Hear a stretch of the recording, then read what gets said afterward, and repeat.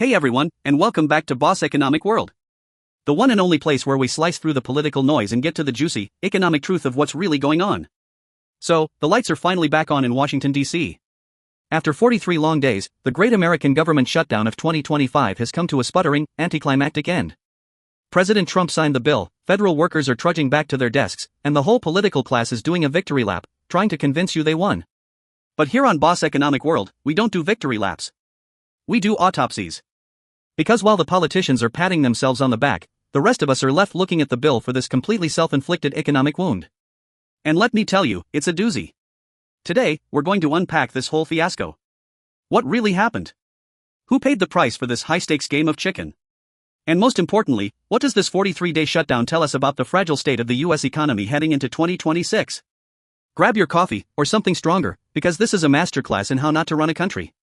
Alright, let's set the stage. It's November 13th, 2025. For the past 6 weeks, since October 1st, large parts of the US federal government have been closed for business. This wasn't a surprise party, we all saw it coming. We're in the first year of Trump's second term, with a classic divided government setup, a Republican in the White House, Speaker Mike Johnson holding a razor-thin Republican majority in the House, and Chuck Schumer leading an equally slim Democratic majority in the Senate.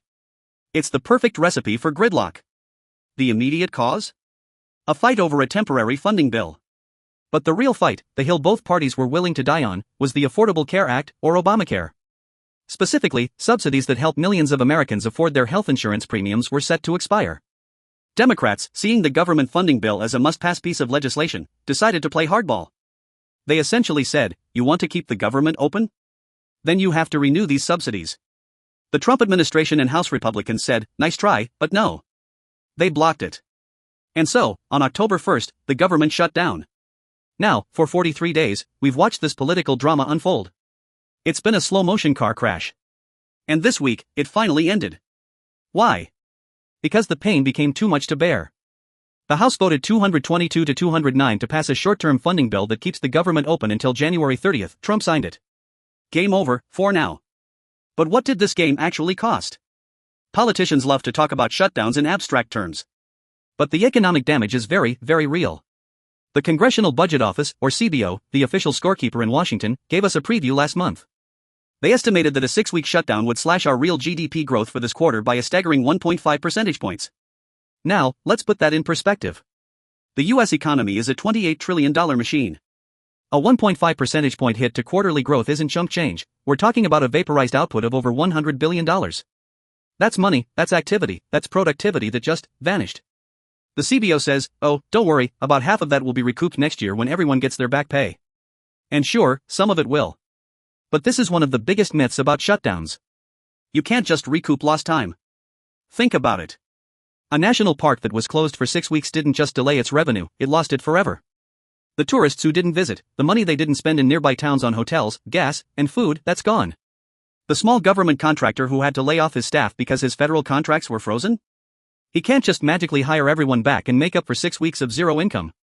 The productivity, the innovation, the simple act of doing business that was halted, that's a permanent loss. Let's get specific. First, the human cost, federal workers and low-income families.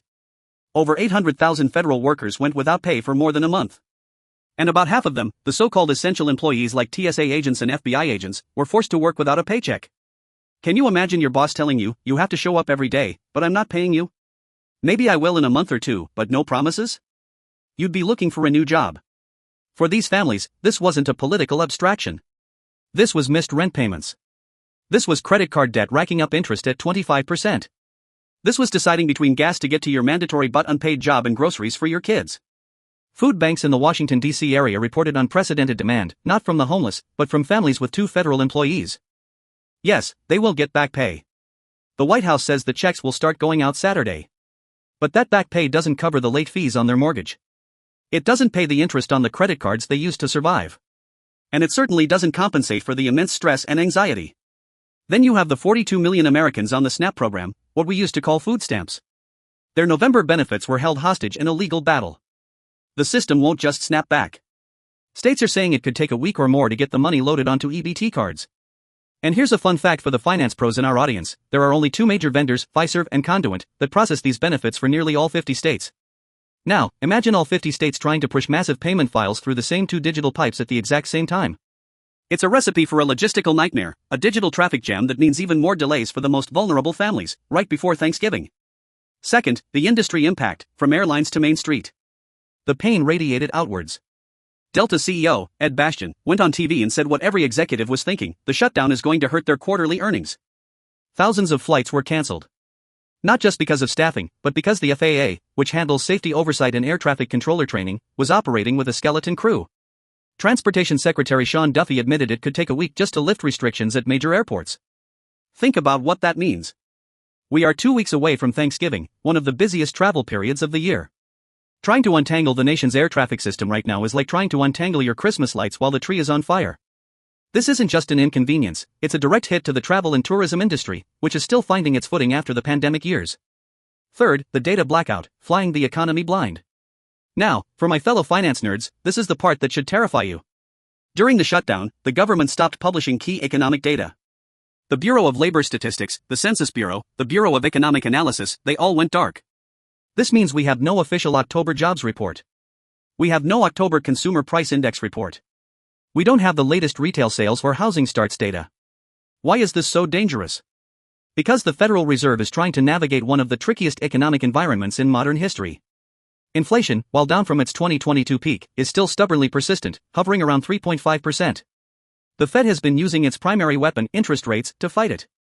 But to make those decisions, they need data. They need to know if the labor market is cooling off or if inflation is re-accelerating. Without that data, the Fed is flying blind. Their next big meeting is in December. What are they supposed to do? Guess? A policy mistake right now: raising rates too aggressively and tipping us into a recession, or not raising them enough and letting inflation run hot, could have devastating consequences. This uncertainty wreaks havoc on financial markets. The VIX, the market's fear gauge, has been elevated for weeks. Investors hate uncertainty more than anything else, and for 43 days, the US government was a black box of pure, unadulterated uncertainty. It's no way to run a lemonade stand, let alone the world's largest economy. So if the economic cost was so high, why did this happen? And who really won in the end? Let's be clear, nobody won. This was a game of political chicken where both drivers swerved at the last second, but not before running over the economy. Team Trump and the GOP. Trump is, of course, claiming victory. He told reporters they sent a clear message that we will never give in to extortion.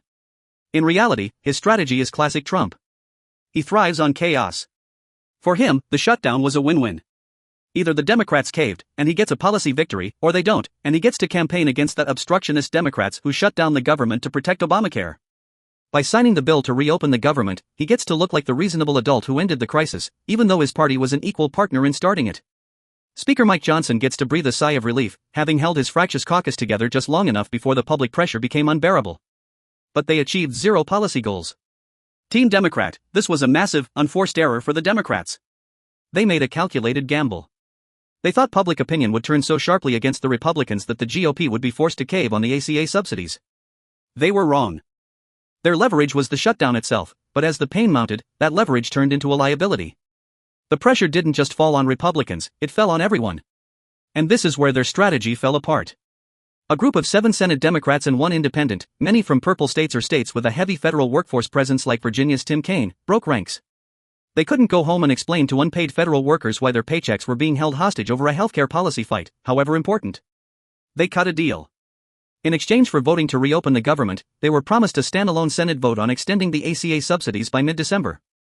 And this, folks, is the punchline to the whole joke. That vote is pure political theater. There is zero guarantee it will pass the Senate. And even if it does, Speaker Johnson has already made it clear he has no intention of bringing it to the House floor. And even if, by some miracle, it passed both chambers, President Trump has already said he wouldn't sign it. Let me repeat that. The Democrats held the entire U.S. economy hostage for 43 days to secure a vote on a bill that is guaranteed to fail. As Speaker Johnson put it, with a level of self-awareness rarely seen in Washington, it was completely and utterly foolish and pointless in the end, as we said all along. Progressive groups are furious, with some even calling for Senate Minority Leader Chuck Schumer to step down. They see this as a complete capitulation. The Democratic Party looks divided and strategically inept. So, what happens now? Are we in the clear? Absolutely not. All this bill did was kick the can down the road. The new deadline is January 30th, 2026. We are going to do this all over again in about 10 weeks. Right after the holiday season. The central fight over the ACA subsidies remains completely unresolved. The Democrats still want them. The Republicans still want to kill them. Nothing has changed, except that both sides are now more dug in and angrier than before.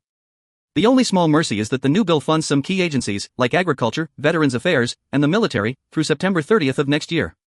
So, food aid for the poor and the military won't be bargaining chips in the next round. But that still leaves vast swaths of the government vulnerable to another showdown in January. This is the new normal in American politics, governing by crisis. The threat of a shutdown, or a debt ceiling default, has become a routine political weapon. And each time it's used, it chips away at America's credibility on the world stage and inflicts real, lasting damage on its own economy. So let's zoom out. What's the full picture here? The 2025 government shutdown wasn't just a budget dispute. It was a symptom of a much deeper disease, a political system so polarized and dysfunctional that it's willing to sacrifice the economic well-being of its citizens for a tiny sliver of political advantage. It demonstrated that in a divided government, fringe demands can hijack the entire legislative process. It showed that even a surefire losing strategy, as shutdown gambles almost always are, is still tempting for politicians who care more about firing up their base than about governing. The economic cost is clear: billions in lost GDP, immense hardship for hundreds of thousands of families, and a cloud of uncertainty that hobbles businesses and the Federal Reserve. The political outcome was a pointless draw that solved nothing and only guaranteed another fight in a few short weeks. As we head towards the 2026 midterm elections, this is the narrative that will be fought over. Republicans will say they stood firm against Democratic overreach. Democrats will talk about the Republican healthcare crisis. But for the rest of us, the professionals trying to navigate the markets and the everyday people just trying to make a living, the message is far simpler and far more depressing. The people in charge are willing to break the system to get what they want. And we're the ones who will be left to sweep up the pieces. That's all the time we have for today. Don't let the political theater distract you from the economic reality. Keep your eyes on the data once we finally get it. Until next time, stay informed and mind the market.